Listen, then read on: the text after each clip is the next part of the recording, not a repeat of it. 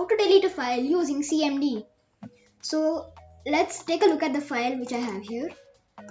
So in this it's written sample text 1, 2 and 3. I'm just gonna close that, and now click on Windows key plus R and type in CMD and click on enter or click on OK. And as you can see, CMD has opened.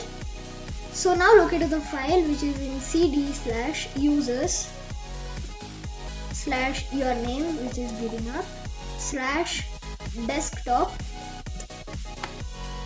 and now you have to right click on the file, click on properties. As you can see, this is a notepad file, so it's saved with the .txt extension. If this is a PowerPoint presentation, it will be a .pptx, and if it's a Word document, it will be docx, and so on and so forth. You can just get the extension by clicking on properties. So now I'm going to close that, and now type in del.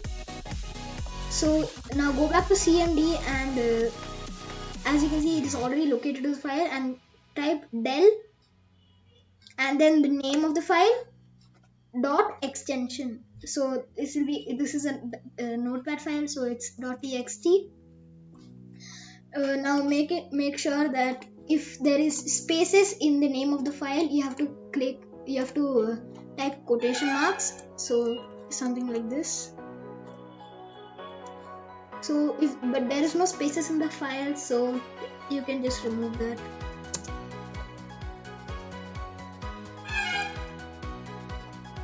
And click on enter. Oh, I named the wrong file.